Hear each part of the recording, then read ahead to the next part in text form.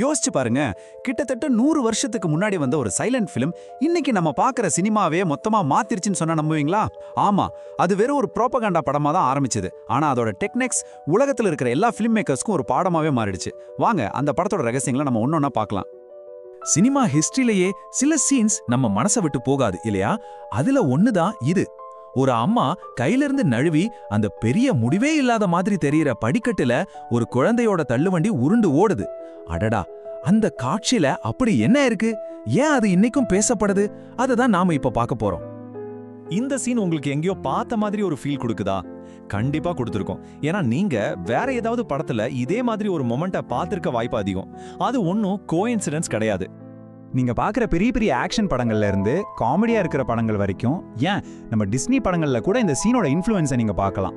ஒரு சிம்பிளான தள்ளுவண்டி உருண்டு போற சீன் எப்படி இத்தனை ஜெனரேஷன் டைரக்டர்ஸ்க்கு ஒரு இன்ஸ்பிரேஷனா மாறிச்சு, அதுதான் இந்த படத்தோட மேஜிக், அதோட லெகசி. ஓகே, அப்போ ஒரு ப்ரொபகேண்டா ஃபிலிம் எப்படி உலக சினிமாவையே புரட்டி போட்டுச்சு? வாங்க அந்த ரெவல்யூஷனரி பயணத்தோட ஃபர்ஸ்ட் சாப்டருக்குள்ள போலாம். அதாவது சினிமாவை மாத்தின அந்த ஒரு சீன். படத்தோட கதை ரொம்ப சிம்பிள். ஒரு கப்பல்ல நடக்கிற ஒரு சின்ன கலகம். ஆனா அதோட இம்பாக்ட் ஒரு பெரிய புரட்சிக்கு சமம். டைரக்டர் என்ன பண்றாருன்னா, அந்த புரட்சியை 5 பாகமா பிரிச்சு ஒரு டிராமா மாதிரி நம்ம கண்ணு முன்னாடி கொண்டு வந்து நிறுத்துறாரு. வாங்க ஸ்கிரீன்ல நடந்த அந்த கலகத்தை இன்னும் டீட்டெயிலா பார்க்கலாம். பாருங்க, கதை எவ்வளவு சிம்பிளா ஸ்டார்ட் ஆகுதுன்னு. புழு வச்ச கறிக்காக மாலுமிங்க போராடுறாங்க. அது ஒரு பெரிய டிராமாவா மாறி ஒரு உயிர் பலியில முடியுது. அதுக்கப்புறம் ஒடெசா படிக்கட்டுல மக்கள் சப்போர்ட் பண்ண வர்றாங்க. ஆனா அது ஒரு படுகொலையா மாறுது. ஃபைனலா அந்த புரட்சி கப்பல் ஆர்மியவே எதிர்த்து நிக்குது. ஒவ்வொரு ஸ்டேஜும் அடுத்த ஸ்டேஜுக்கான ஒரு ஸ்பார்க் மாதிரி. ஒரு கிண்ணம் சூப்புக்காக கொல்லப்பட்டான். ஜஸ்ட் இந்த ஒரு லைன் அந்த புரட்சியோட மொத்த வலியையும் அநீதியையும் உலகத்துக்கே எடுத்து சொல்லுச்சு. கொல்லப்பட்ட மாலுமி வகுலுன்ஸ்கோட உடல் மக்களோட கோபத்துக்கு ஒரு சிம்பலா மாறிடுச்சு. நார்மலா படங்கள்ல ஒரு ஹீரோ இருப்பாரு, நாம அவரோட சேர்ந்து டிராவல் பண்ணுவோம் இல்லையா? ஆனா ஐசன்ஸ்டீன் அந்த ரூலையே உடைச்சிட்டாரு. இந்த படத்துல ஹீரோன்னு தனியா யாரும் கிடையாது, மக்கள் தான் ஹீரோ. மாலுமிங்க, ஊர் மக்கள், பெண்கள், குழந்தைங்கன்னு எல்லோரும் சேர்ந்த அந்த கூட்டம், அந்த மாஸ் தான் இந்த கதையோட ஹீரோ. இது அப்போ ஒரு பயங்கர ரெவல்யூஷனரி ஐடியா. இந்த படம் இவ்ளோ பவர்ஃபுல்லா இருக்கிறதுக்கு கதை மட்டும் காரணம் இல்ல, அது சொல்லப்பட்ட விதம் தான் அசல் காரணம். ஐசன்ஸ்டீன் மாண்டாஜ் அப்படின்னு ஒரு புது ஃபிலிம் லாங்குவேஜே கண்டுபிடிச்சாரு. அது என்னன்னு இப்ப பார்க்கலாம். இப்படி யோசிச்சு பாருங்களேன், ஒரு பக்கம் ஹாலிவுட் படங்கள் சீன்ஸ் எல்லாம் ஸ்மூத்தா கனெக்ட் பண்ணி கதையை ஒரு தங்குதடையும் இல்லாம சொல்ல முயற்சி பண்ணுச்சு. ஆனா ஐன்ஸ்டைன் என்ன பண்ணாரு தெரியுமா? சம்பந்தமே இல்லாத 2 ஷாட்ஸை ஒன்னோட ஒன்னு மோத விட்டாரு. அந்த மோதல்ல இருந்து நம்ம மனசுல ஒரு புது பவர்ஃபுல்லான ஃபீலிங்கை உருவாக்குனாரு. அது ஒரு கொலிஷன், ஒரு எக்ஸ்ப்ளோஷன்.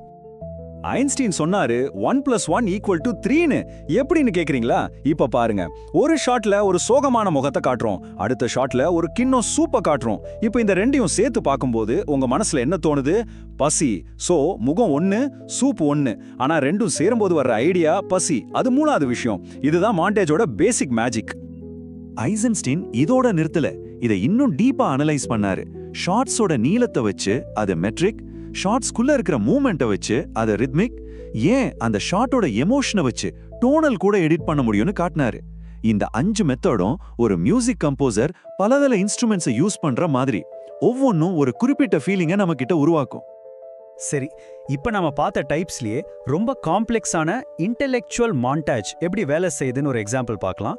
ஃபர்ஸ்ட் ஷாட், ஒரு கல்லில் செஞ்ச தூங்கிட்டு இருக்கிற ஒரு சிங்கம்.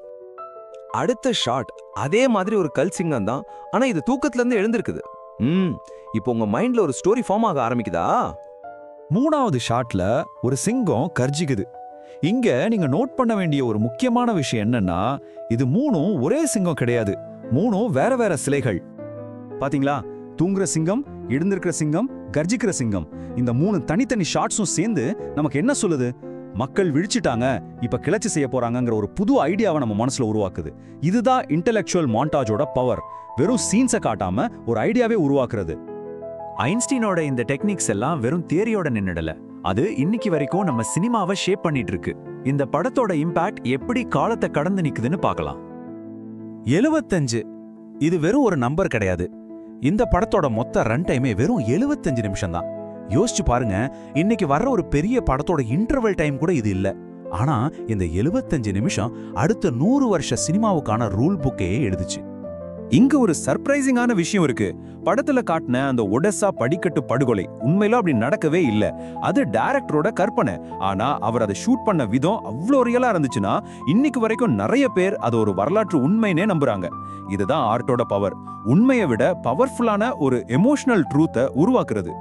நீங்க பாக்குற ஒவ்வொரு ஆக்ஷன் படத்துலயும் ஐசன்ஸ்டீனோட டிஎன்ஏ இருக்கு. அந்த fast cut fight scenes, Rocky மாதிரி படங்கள்ல வர ட்ரைனிங் மாண்டேஜஸ், ஏன் மியூசிக் வீடியோஸ்ல கூட அவரோட ரிதமிக் எடிட்டிங் ஸ்டைல பார்க்கலாம். குறிப்பா ஆபத்துல மாட்டிக்கிற அந்த குழந்தையோட தள்ளுவண்டி அது இன்னைக்கு ஒரு பெரிய சினிமாட்டிக் கிளிஷேவாவே மாறிடுச்சு. ஒரு கலைப்படைப்போட பவர் என்னங்கறத அதுக்கு வர ரியாக்ஷன்ஸே வச்சே சொல்லிடலாம். இந்த படத்தை சில நாடுகள்ல பேன் பண்ணாங்க. ஏன்? இது மக்களை கிளர்ச்சி செய்ய தூண்டிடும்னு கவர்மெண்ட் பயந்துச்சு. ஆனா இன்ட்ரெஸ்டிங்கான விஷயம் என்னன்னா, நாஜி ஜெர்மனியோட ப்ரொபகாண்டா மினிஸ்டர் கோயபல்ஸ் கூட இத ஒரு மாஸ்டர் பீஸ்னு பாராட்டினாரு. பாருங்க, அதோட ஆர்ட் எதிரிகளை கூட மிரள வச்சிருக்கு.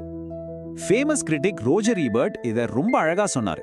இந்த படத்தோட பவர் அது எந்த சூழல்ல காட்டப்படுதுங்கிறத பொறுத்தது.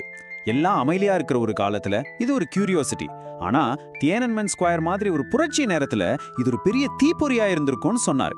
பாத்தீங்களா, ஒரு ஆர்ட் பீஸ் எப்படி டைமுக்கும் சிச்சுவேஷனுக்கும் ஏத்த மாதிரி அதோட மீனிங்கை மாத்திக்குதுன்னு. அப்போ ஒரு ஃபிலிம் ப்ரொபகேண்டாவா இருந்துகிட்டே ஒரு கிரேட் ஆர்ட்டா இருக்க முடியுமா? இந்த கேள்விதான் பேட்டில் ஷிப் பொட்டமின் நமக்கு விட்டுட்டு போற மிகப்பெரிய லெகசி.